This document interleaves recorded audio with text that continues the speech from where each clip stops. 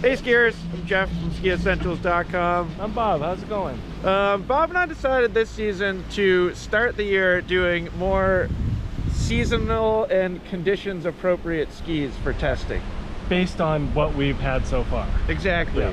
I just was thinking back to last season when we started doing like the Ripstick Tour 104 and Right. Enforcer 104 Unlimited, which was cool because those skis were new. Yep. But it felt kind of silly. Skiing like a 104 touring ski on groomers. Right. Yeah. So this season we're sticking to skis that are more appropriate for the conditions that we have. And I couldn't believe it when we were talking about it earlier, but we haven't done a Ripstick 88 review in like 4 years. Right. So we have never actually done a long form review of the new version of the Ripsticks. So this is the 2023 version on our feet right now. And just a nice reminder of how fun these skis are, huh? Totally. I mean, you know, these nice early season groomers, you want something that you can move around and that's not too bulky and Totally. like super energetic. Like those are really the fun things about early season skiing, or just kind of suboptimal powder conditions, you know? Right. It is kind of a bummer that we don't have off-piste terrain because we've talked about it at length before, but these are really fun in moguls and trees. Yeah, I think we can guess pretty darn good that those trends will continue with these. Since the ski didn't change. Correct. So we're gonna keep skiing here on this old fixed gear lift, which is kind of fun. The legendary Lookout. Yeah, I kind of like it. We're gonna take a few more runs, then we'll meet you back in the studio, talk more about these Ripstick 88s.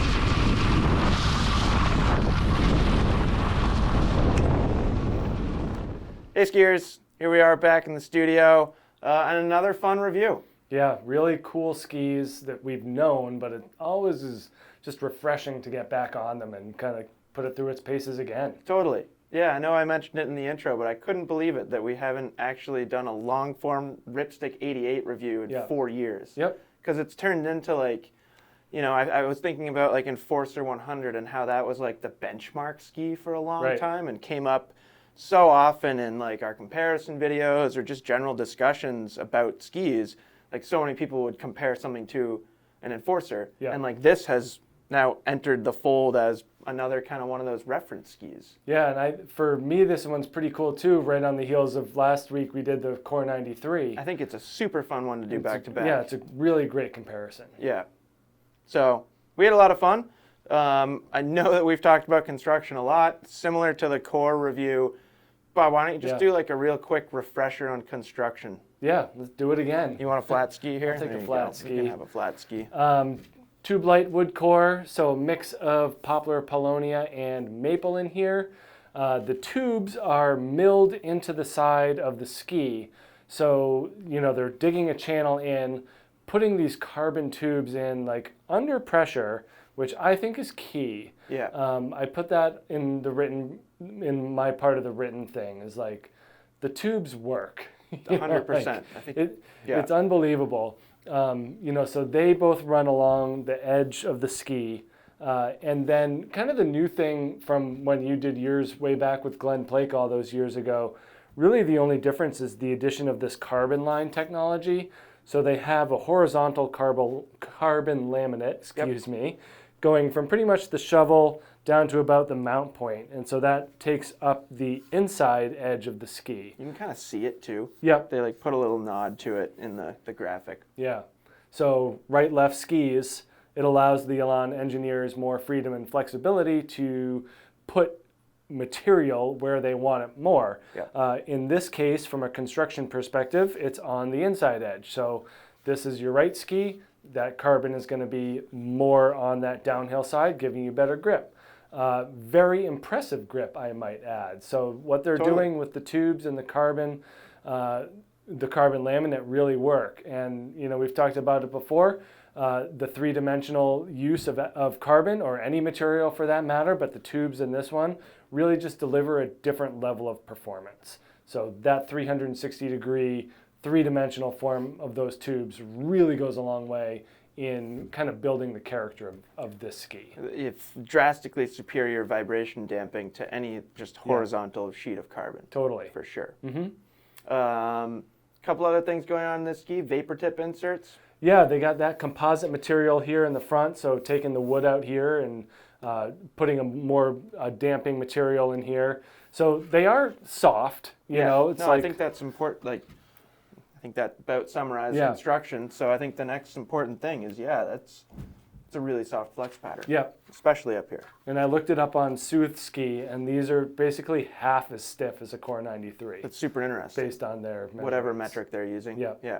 So half as stiff, which I found pretty cool. But twice as soft. Twice as soft. But definitely, there's some movement in this shovel here. Yep. But the fact that those vapor tips are there to go along with those carbon tubes, pretty impressive what they can get out of such flexibility in a ski. 100%. And then I think we should probably take a quick look at shape too.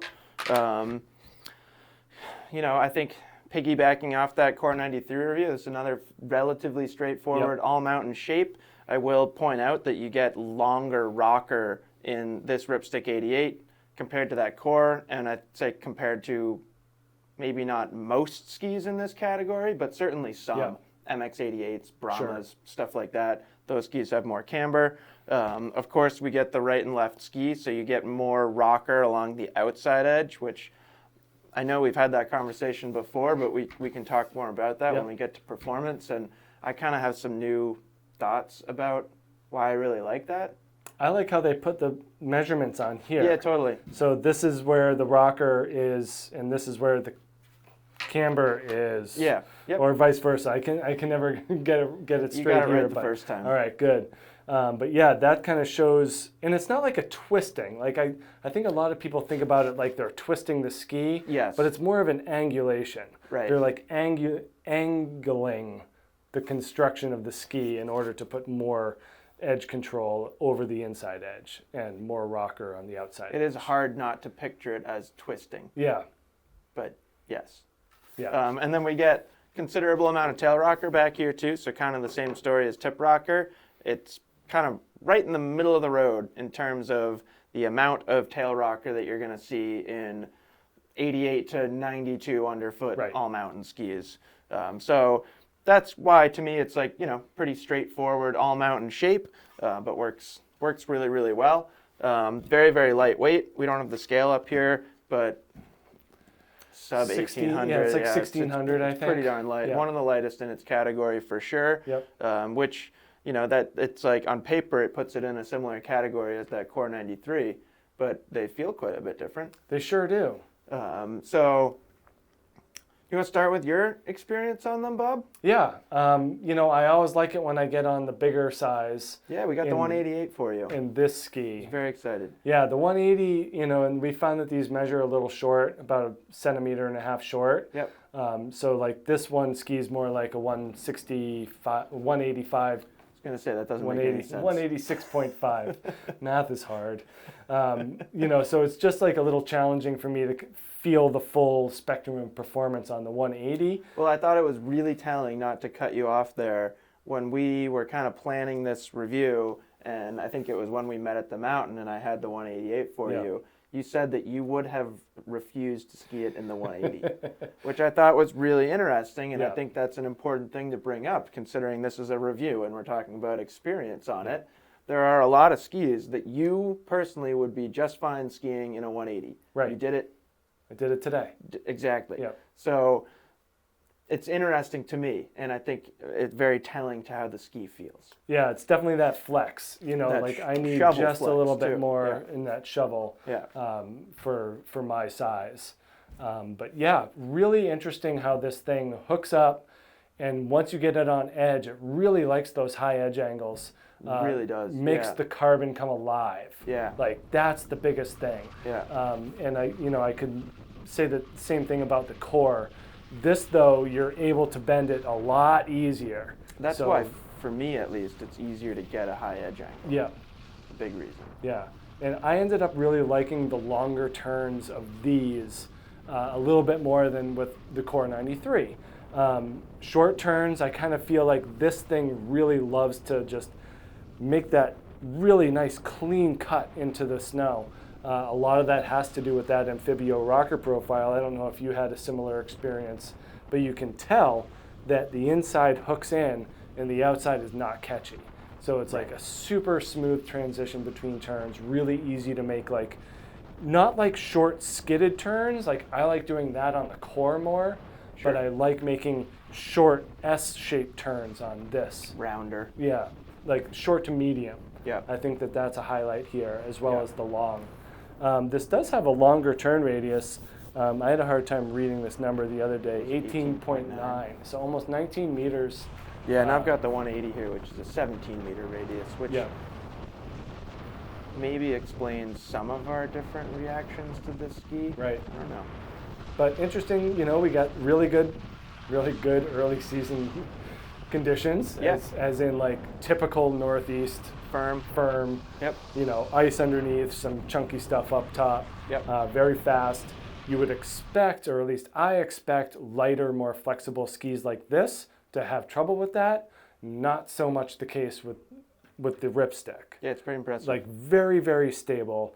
We're not talking about a Brahma-like ski here in terms of stability, but like when you feel the swing weight, like we're sitting on the chair and we're like, oh, this is so light. And then you get on the snow and put this thing up on edge. Feel pretty planted. Yeah, really, really does feel nice underfoot. So cool, blend of that lightweight yet high performance.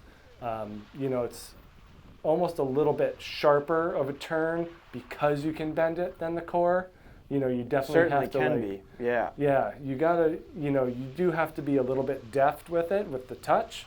But I feel like for the weight that it is and the fact that it has no metal, it's about as stable as it gets. Really impressive. Yeah, I did find that in this most recent round of testing on this ski, it happened to me a couple times. I would bend the tip a little bit much. Not like it's not like the ski is like folding, but you can bend it so much here that then it like the way that it reacts to that turn is like it's just abrupt. Right. Like it's not necessarily a bad thing. And I think the more time you spend on this ski, you would know when that's going to happen and you would prepare for it and be like, oh, this is going to be one of those like really cool, like aggressive turns going back up the fall line. Before I talk about my experience, I know we didn't have moguls and trees, but I think it's very fair to say that these skis are pretty killer in that application. I put it in, I don't know if you actually read the portion that I added to the written review, but I kind of brought it up as like it's more beneficial in moguls and trees for somebody like me who's like a little bit less talented at skiing moguls than you. Like pretty much I feel like anything you ski, you're just like, yeah, it's a great mogul ski. Like the stiffest things in the world that just beat me up, you're like, it's a great mogul ski. And I'm like, I don't understand how that's possible. But I think especially for somebody who doesn't ski like the straight down the fall line zipper line, they're great. Yeah, and I added to that in my part as well, where like the vast majority of skiers are really going to get good performance out of this. Yeah. I think that the tail really separates it in that mogul aspect because it's stiffer than the tip. Yeah. So you're able to drive and push in if you want and get that easy turn initiation, but then you're supported through the tail. So like my bent 90, I love in the moguls, but it's not supportive in the tail. You really have to stay forward on it. Right. Like really ski it from your heel forward. Whereas this, you're allowed to get the whole ski going and you can really push through the tails into the next turn. So I think that that's what a lot of skiers in the bumps will really like about this, is that it's easy to initiate, but supportive in the tails. Like the bent's great, but again, like you'll wash out. You'll wash out. Like, I've definitely felt that before where the thing just doesn't give me support in the rear. Right. And you can just loop out from there. Especially in like steeps. Yeah, for sure. Yeah. Yeah. And then any type of edge grip that you need in the bumps, this is a good edge to have. Yeah. So I think fair to say, pretty darn good mogul and tree ski. Yeah, and then the trees are Easy just to super flick quick. around. Yeah, just easy to turn. That tail rocker and also like this taper shape Yep. in the tail just makes it very quick behind Right. you. So thanks for sharing your experience, Bob. Oh, I yeah. think that was very insightful. When I ski this thing, what I always end up coming back to in my mind is I always really like skiing things that make me feel like a better skier. Right. And there might not be anything better at doing that, at making me feel like something just happened and I'm now a better skier than Ripsticks. This thing's it's a cheat code. It is. Like it totally just like 100 takes your skiing to the next 100%. level. 100%. Like I skied Coors, Yeah. I skied Montero AX this year, been skiing my Unleash 98 a lot. We skied some Kesley MX stuff, things like that.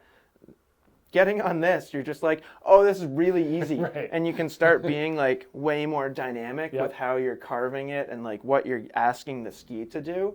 And it like, in turn, it gives you like this opportunity to like work on your technique sort of. Sure. It's super fun for me. Like, I start thinking like, oh no, you're like banking a little bit. Like, don't do that. Like, stay forward, stay centered. Let the skis go out from under you. Really start thinking about it instead of when I was skiing the Coors and carving, like limitless energy and grip and like stability in those skis. They feel interesting to me, but like they're so strong. So that's like a different feel where I'm more like riding and fighting the ski, and I don't feel like I can be as manipulative with what the ski is doing, where this is just, I don't know, like the way that this thing carves for me as a skier at my weight and my ability level, they work unbelievably well. Yeah. I will say that these were probably the firmest conditions I've ever tested them on. And I did have a couple instances that almost surprised me. And a couple of those were bending the tip. And that wasn't terribly surprising for me because I've always heard you talk about that. Yeah. And your classic, like every time we meet with Elan, you're like, can you make a Ripstick 88 black without vapor tip? And they're like, no. No, they don't want to do it. You don't, no. There's like not that many people that want that. Yeah. But I at least like had that concept in my mind. So that didn't totally surprise me. I did lose grip like 2 or 3 times. Like didn't completely wash out. I didn't fall or anything. I got it right back really quickly. But I was at a high edge angle, kind of pushing pretty hard on the ski, going reasonably fast and generating a lot of lateral acceleration and stuff like that. And there were 2 or 3 turns where I really hit like ice. Right. And the ski kind of skid out a little bit and I got a little nervous.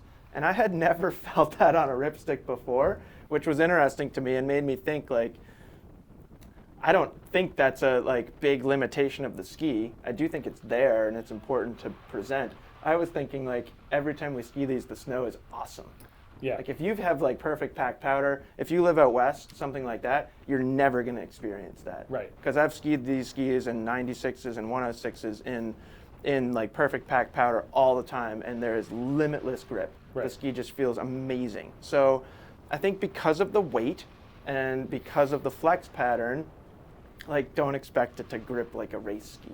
Like, do you think if you were on a Brahma that you would have slipped in that same turn? No, I think it would have held. Yeah. But again, it was 2 to 3 turns. Right. Over the course of 500. Yeah. Through that day of testing, and then you could add in another couple thousand of every time I've skied this ski in my life. So 2 to 3. Right. But like it's there. Yeah, but it's minuscule, and like it is. Thinking about like the skiing population in general, and it's way more of a benefit. Right. Yeah, totally. Way more. So you're not like very few like, and by ice and what we've been dealing with, like we're talking. It's literally like ice. Skating rink. Yeah. Yeah. Yeah. So literally ice. Not like terribly surprised to hear that, and like, you do have to modulate your edges, Totally. and kind of let them ride when you hit the really hard stuff and dig in otherwise. So there's certainly technique involved in skiing these early Vermont conditions, but the enjoyment and the reward of skiing these Right. things, I can totally forget about those 2 to 3 turns. Right. I don't care. Yeah, and in terms of like just the whole skiing population, like this thing's a winner from top to bottom. It's a great ski. Yeah. Now I don't like to stand here and say it's for everybody, and I don't think it is for everybody. Right. Like thinking about somebody like Ryan Daniel.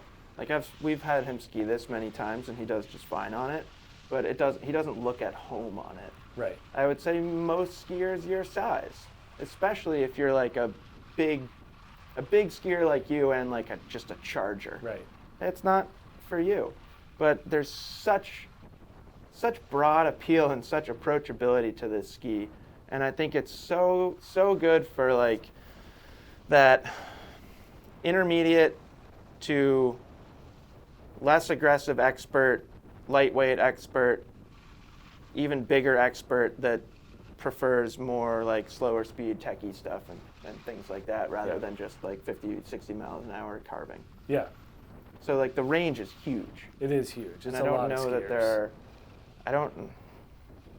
there aren't many other skis that hit that same range. This experience on these kind of almost bumped up a level of my target audience in terms of performance. Just recently. Just this the other day. I was like, oh, I think this has a higher end. It's got a high end for sure. No, I think it's just like that one specific type of skier.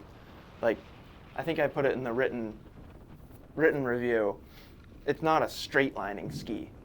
No, In correct. fact, if you like put me at the top of Hayride, and you were like, you need to ski from top to bottom as fast as you can, I would be really nervous. I would still make my short turns on the left side. Yeah, I would be like, well, I'd be like, this is as fast as I can go. not going to be that fast. Where if you put me on an Enforcer 104 free at the top of Hayride, and you're like, get from the top to the bottom as fast as you can, it's probably going to be twice as fast as on these.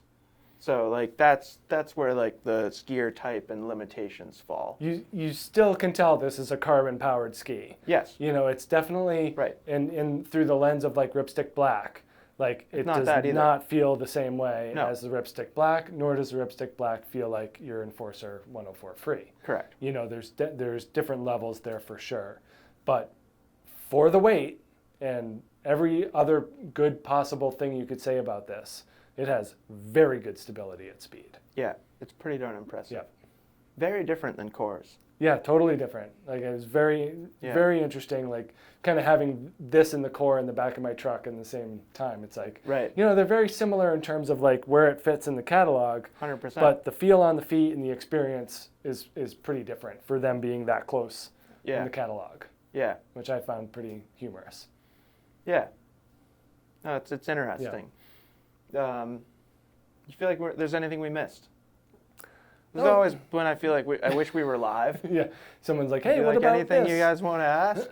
It's a good floater for the width. It is. That's a good one. Yeah, this tip shape's very spoony. Tip shape's good. It's light, so all things being equal, a lighter ski is going to float pretty well. That Amphibio rocker profile really just keeps that inside ski kind of tracking along with the outside ski. I'm glad you brought up that Amphibio profile because I did want to mention how I feel about that. Okay.